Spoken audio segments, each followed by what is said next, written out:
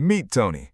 Tony had a problem. See, Tony's the best builder on the crew, hands down. Framing, foundations, finish work, Tony does it all, and he does it clean.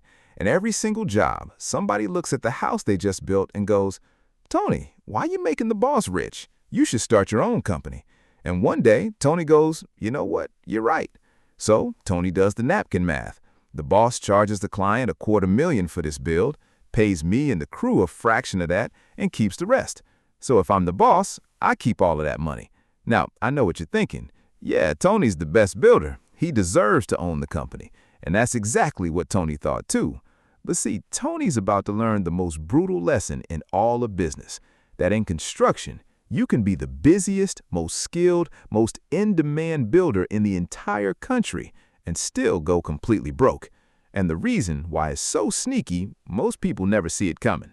Now, for those of you that don't know, here's the wild part. Starting a construction company is actually kind of cheap. A solo guy can get going for like $7,000 to $15,000.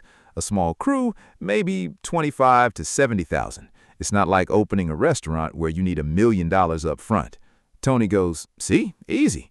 But hold on, cheap to start don't mean cheap to run. Because first comes the compliance stack.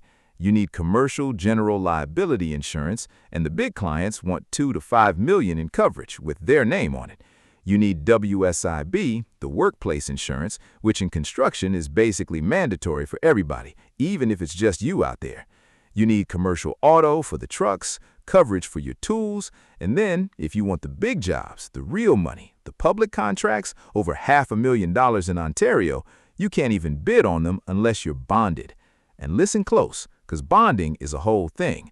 A surety company basically has to look at you and vouch to the client, saying, "Yeah, if this guy doesn't finish the job, we'll cover it." It's like a cosigner for your entire business.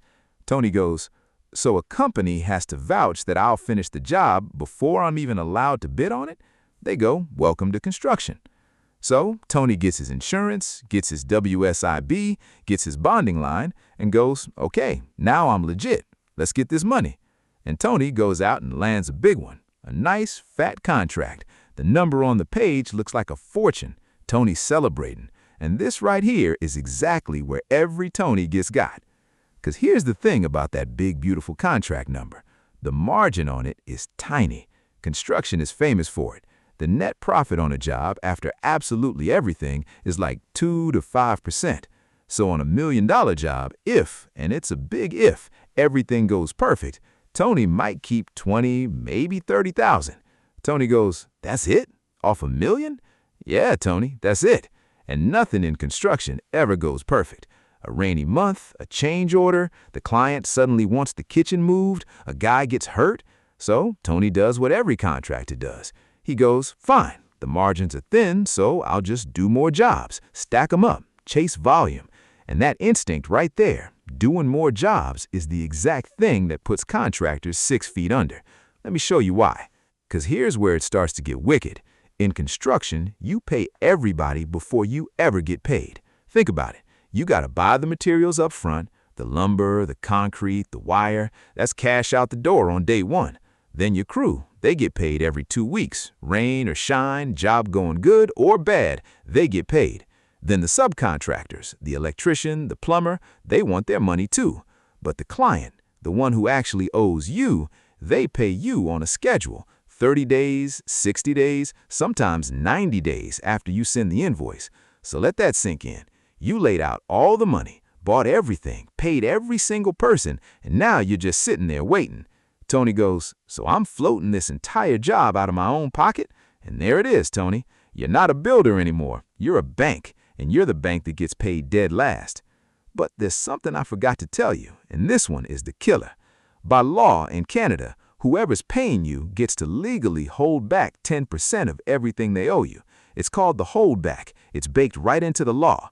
It's supposed to protect against unpaid bills and liens, and they can sit on that 10% for months, even after the job is finished. So run the numbers on that $1 million job.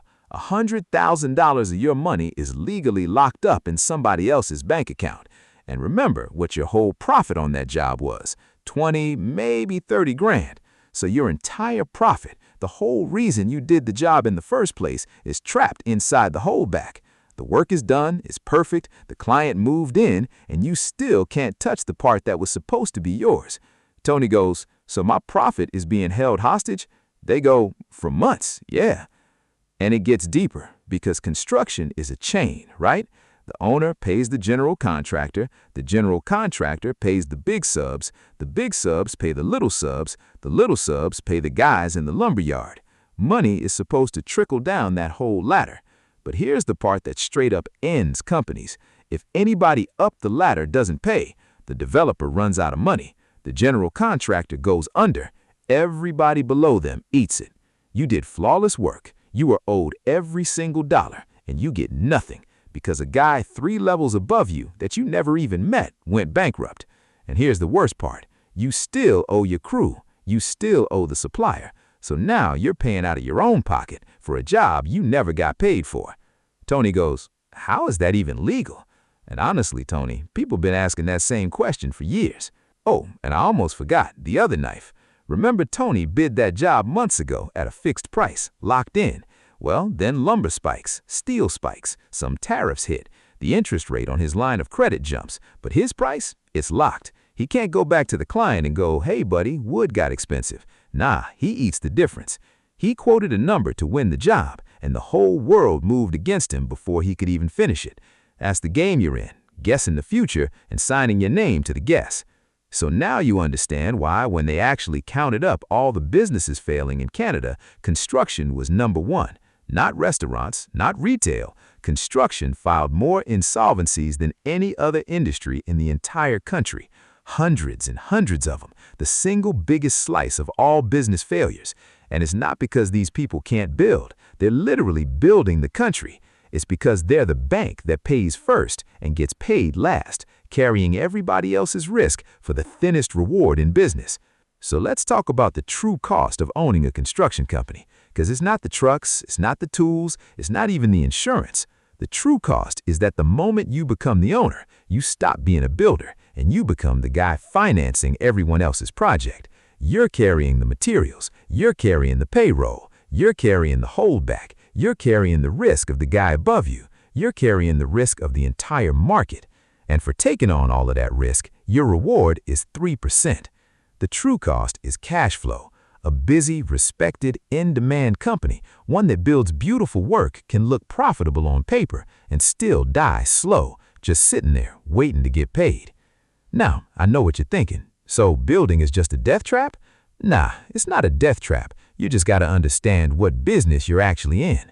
See, the builders who survive, they figured out real quick it was never a building business, it's a cash flow business.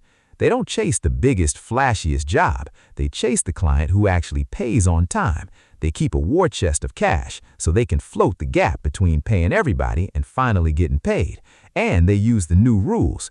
Now, Canada finally caught on. Ontario, Alberta, Manitoba, BC, they all brought in what they call prompt payment laws, now that force people to pay you in like 28 days. And if somebody tries to stiff you, you can drag them to a fast adjudicator instead of rotting in court for 3 years. The ones who win treat getting paid as the actual job and treat the building as the easy part.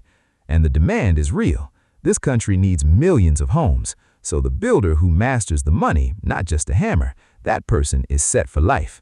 As for Tony, last I heard, Tony's still building, but he learned the hard way that the guy who wins in construction isn't the best builder on the crew, it's the best banker in the office. So here's my real question for you. Should it even be legal for a developer to sit on 10% of your money and pay you 90 days late while you gotta pay your crew every 2 weeks like clockwork? Or is the whole payment system quietly rigged against the one guy actually out there swinging the hammer? Let me know down below, because somebody watching this is about to start their own company and they need to hear every word of this before they sign a single thing.